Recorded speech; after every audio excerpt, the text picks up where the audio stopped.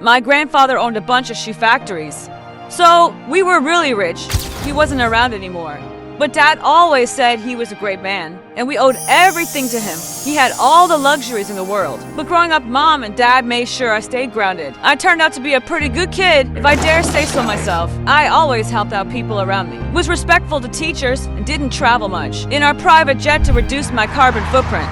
My parents were proud of me, and life was great until I turned 17. And this new girl, Sophia, joined our class. Sophia was a scholarship student, which meant that she was exceptionally bright and also extremely poor, which didn't sit right with the kids in my school. They constantly made comments on her clothes and looks. But Sophia didn't care. Instead, she worked hard, was always top of our class, and barely paid any attention to what people had to say. I was in awe of how mature she was, and even tried talking to her, but she never responded. Then one day, I was on my way home when I saw her, struggling with her bike in the parking lot. Hey, is there a problem? Someone punctured my bike tires and waved for work, and I can't lose out on a day's pay. This is such a mess. I can drop you. Are you sure?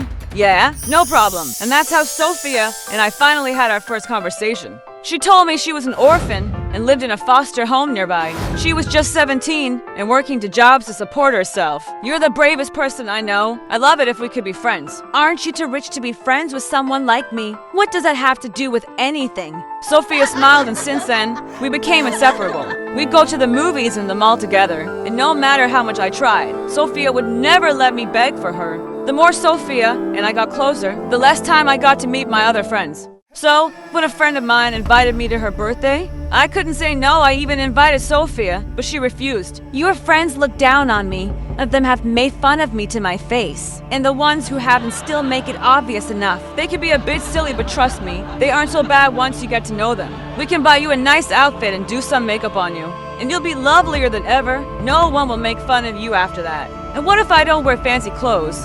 Or paint my face with makeup? Your friends can make fun of me then. That's not what I said. You just called me poor and ugly, and in different languages, Megan. I did not. I just said that if you dressed differently for a party, maybe you wouldn't stand out like a sore thumb, and fit in better, and once they get to know you, they'll like you. Watching the hurt look on Sophia's face made me instantly regret my words. And you should be with people who fit in, not a sore thumb like me. Sophia, But Sophia just turned around and left over the next few days. I tried apologizing to Sophia a million times. She just refused to talk to me. I really missed Sophia, so one day after school, I decided to visit the cafe she worked at, but she wasn't around, and when she didn't even show up at school the next day. Got really worried. I asked the teacher, and she told me Sophia was on her way to school when she got hit by a car and had an accident. I panicked and rushed to the hospital to see her, and found a lady sitting by her bedside. She told me she was Sophia's foster mom, and that, apart from a few broken bones and a mild concussion, she was okay and would recover soon. That's a relief. I'm Megan, by the way. Oh, Sophia's told me about you. I was surprised she'd made a friend. You see, she came close to being adopted a few times. And she got her hopes up, but it never went through.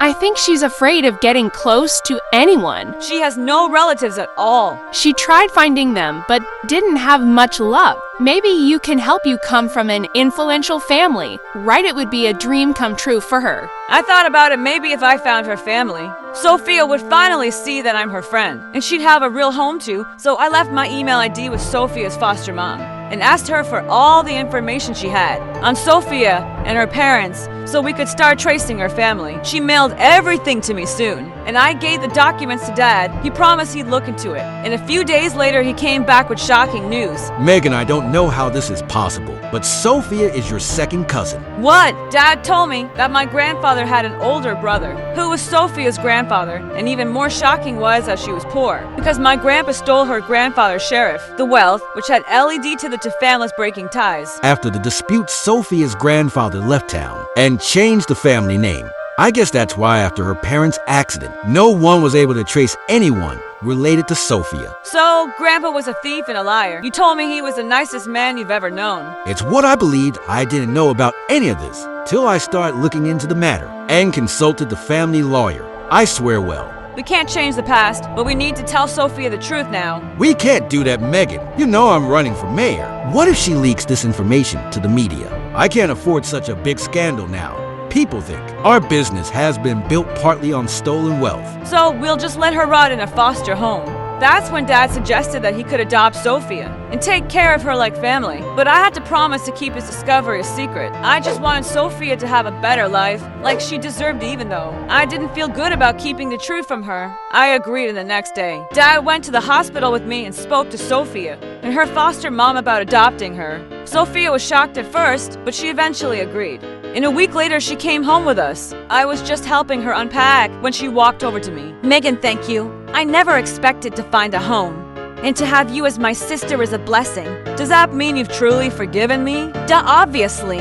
Sophia and I made up and we became closer than ever. She helped me with my studies and I took her shopping. I was glad to have Sophia around. But as time went by, I started noticing a shift in her. She was suddenly a lot more outgoing and outspoken. She earned all of her old clothes and bought an entirely new wardrobe. At home, she passed orders to the servants all day long.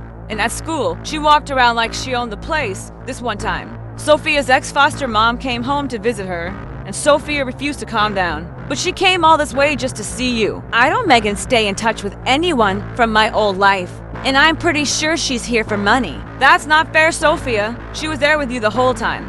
During your accident, I think she genuinely cares for you. I've been in more foster homes than you can count, Megan, and the one thing I know about these so-called foster moms is that all of them are greedy leeches. Now move aside.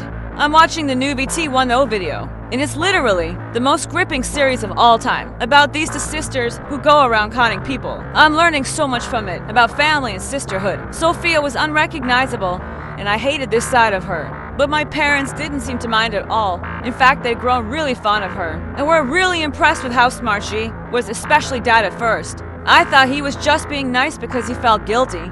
But then he asked her to join his campaign for the upcoming mayor elections. Sophia was managing his social media finances, speeches, everything, and I just felt visible. I wanted Dad to see that I was equally capable. So, a week later, during one of his campaign dinners, I decided to start a conversation at the table. So elections are almost here, huh? Everyone must be so nervous. Actually, I'm not nervous at all. I'm sure Dad will win. That's because I have you to look after the campaign. No, Dad, you're the true genius. The way you spoke about our city's economy and its complex ecosystem of interconnected factors blew my mind. Yes, Dad, love that journey for you. But as I was saying, oh, and when you spoke about the devastating effects of poultry on our environment, I was so moved. Same, bud. You know, in the orphanage, we woke up at 6 to collect chicken eggs, and sometimes these chickens would just run all over the place, tossing their eggs around. It was so difficult to chase them. Put them back in their cages and get these eggs. I'm having flashbacks, that's really sad. But can you shut for a second so I can talk? Megan, what's wrong with you? Can't you see Sophia's crying? And can't you see I'm trying? To say something, and she keeps butting in with her sob stories, which makes zero sense. By the way, you don't know you were there. And before I could say anything else, Sophia ran to her room and Dad went behind her. And all the guests were looking at me disapprovingly. Sophia and I didn't speak after that, and with time I only grew more distant. I started staying away from home, got in touch with my old friends, skipped school and went out partying. First time in a long time I felt included, but soon my grades started getting affected.